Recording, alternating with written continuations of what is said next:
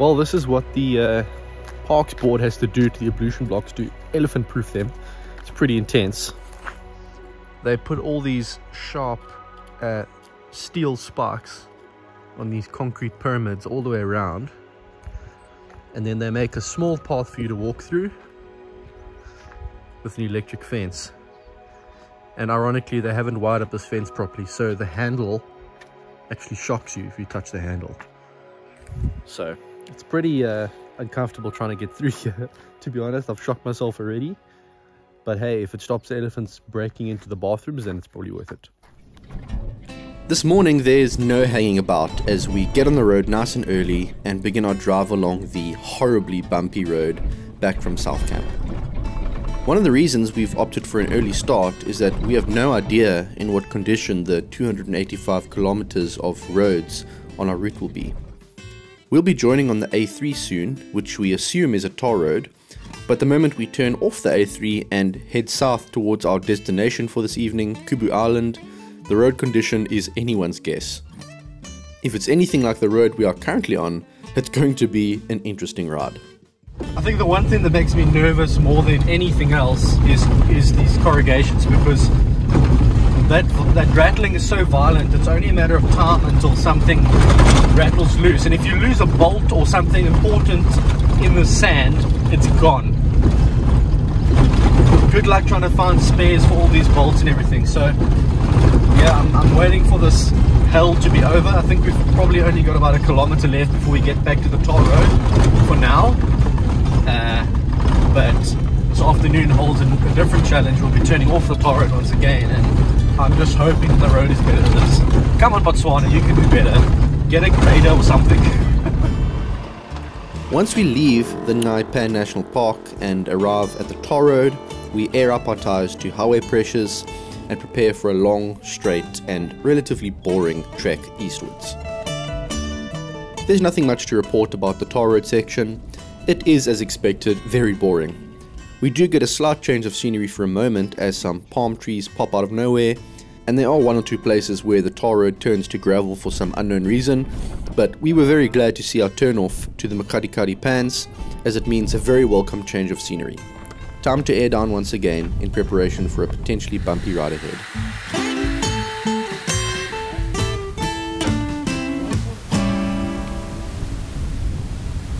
Well, we've just taken the turn off to Kubu Island. It's going to be a long section of basically a sand road all the way there. Probably maybe 2 to 3 hours of driving, maybe even more than that, I have no idea. But the road looks relatively good. It doesn't look as corrugated as the road earlier this morning. It's just a very sort of tight and winding track with lots of sharp thorns all around, so we can't pick up the speed even though the road looks quite good. But either way, we'll enjoy the drive, and we'll maybe send the drone up a little bit later and get some cool aerial footage of driving and of the pans around. I mean, we're right between some of the biggest pans in the world right now, so the moment we see them, I think it's going to be quite spectacular. The Makgadikgadi Pan, the protagonist in our story today, is what remains of Lake Makgadikgadi, which once covered an area about the size of Switzerland. It is larger than the Salar de Uyuni in Bolivia, which is largely considered the biggest continuous salt pan on Earth, but this one's broken up into smaller parts with dry desert in between. It's on a strip of this desert that we'll be driving south today, and the road begins as a very windy track with plenty of tight thorn bushes scratching our buggies to pieces. It eventually starts to open up though, and we soon spot the endless white horizon of the salt flats. Guys, we've just caught sight of the pans over here, and it is mind-blowingly big. Like, it would take you many hours at high speed to drive across these things. It's insane. Top Gear, actually, if you watch Top Gear's Botswana special, they cross the Makgadikgadi Pans in a bunch of cars. Stretching before you is the Makgadikgadi. These are the biggest salt flats in the world. They're almost completely lifeless and as wide as Portugal. No car has ever driven across them. Obviously there's a bit of choreography and stuff there. It's not necessarily exactly how it happened in real life, but that is what this place looks like. And the place that they stopped at the end with the baobab trees and everything, and they said, wow, this is magnificent, that's Kubu Island. It's called Kubu Island. It is just about the most astonishing place I've ever been. It may look familiar, that's because you may have seen it on Top Gear already, but this place is amazing.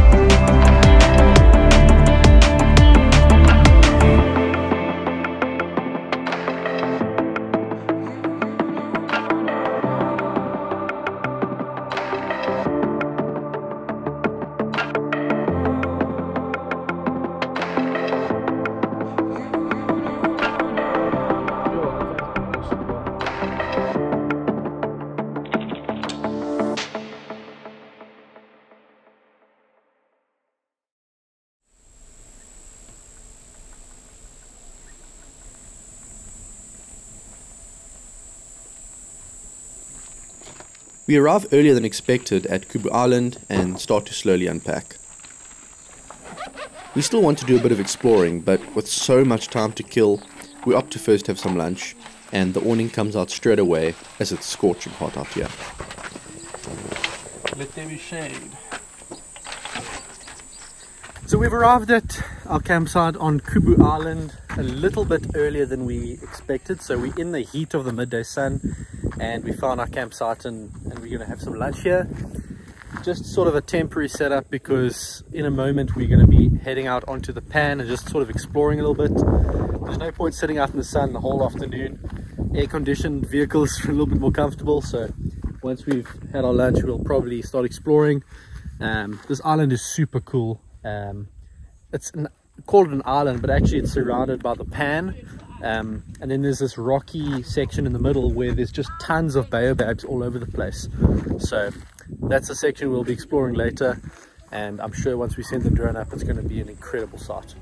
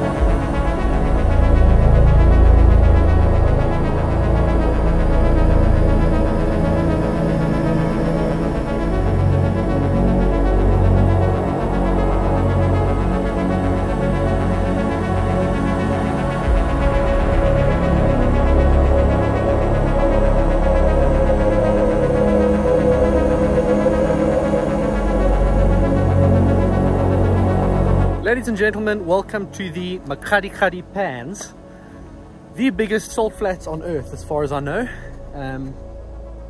It's just crazy. There's a sense of just being completely alone in an expanse of nothing. I mean, I've been to a few pans. We went to one yesterday, but this is on a whole new level. And this one's a bit different. The pans we were at yesterday and the Verniek pan that you've seen in the past, it's pretty hard ground. This is almost like, Nicole's driving around having some fun behind me there.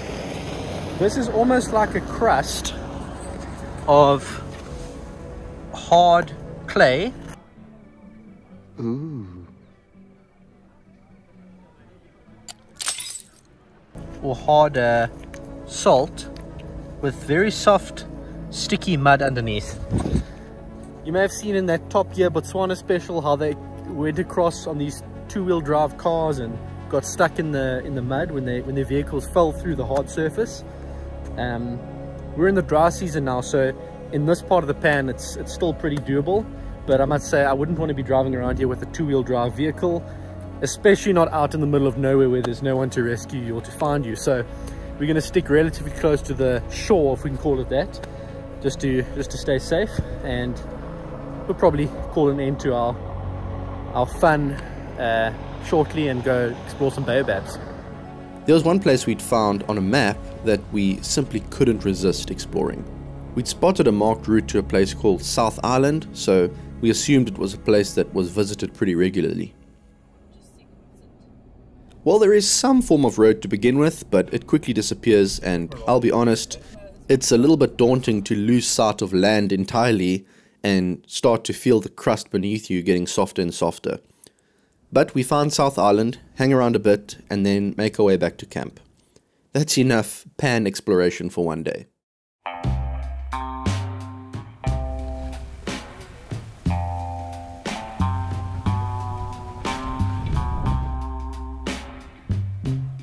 It is still freakishly hot, so while we wait for the temperature to drop, we look for ways to pass the time.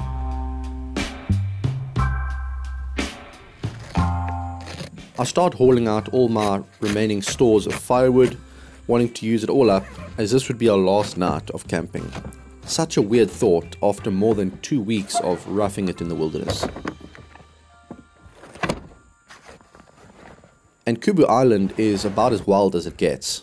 Not so much of a risk of animal encounters like we had the night before, but if you want the comforts of ablutions and running water, there is not much to speak of here, so come prepared to rough it.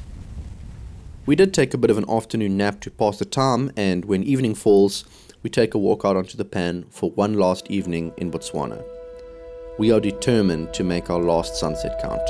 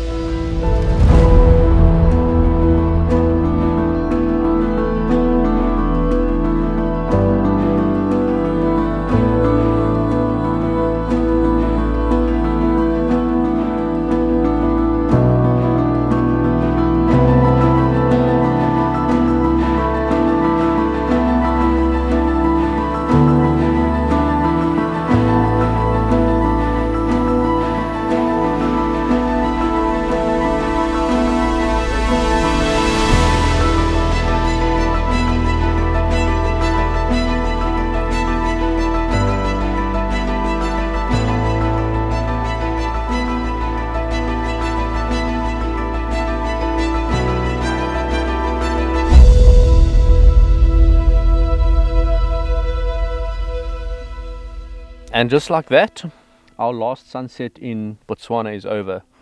It's crazy how the the whole thing just snuck up on us. You know, a couple of days ago we felt like we were right in the middle of this trip, and now it feels like it's so quickly coming to an end. Obviously it's not over yet. We've got a very long drive tomorrow to get back to South Africa, and then we're going to be staying in South Africa in a spot for 2 days in the Northwest Province, and then heading on a very long journey back home after that. Probably have to get up like 3 or 4 in the morning. So a long way to go still, but as far as the serious off-road and 4x4 and wild camping stuff goes, this is pretty much it.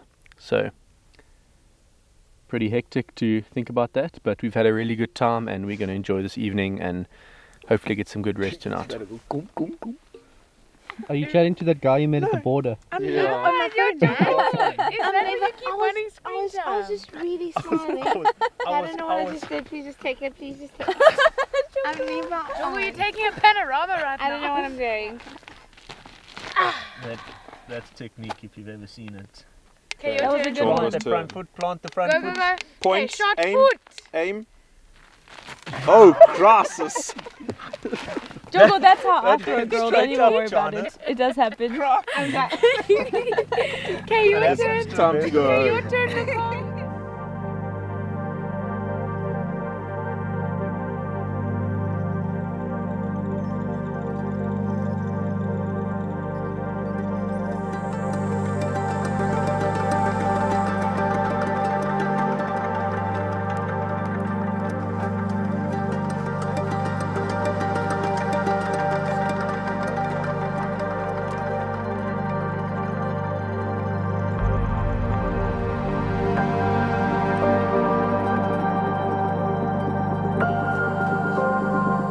Tomorrow, we'd be crossing back into South Africa, which means that any meat that we're carrying with us has to be consumed tonight. It's going to be a fitting feast to celebrate our incredible time in Botswana. The ladies whip up a stir fry and some pasta, and the guys sit around the fire getting all the braai meat cooked.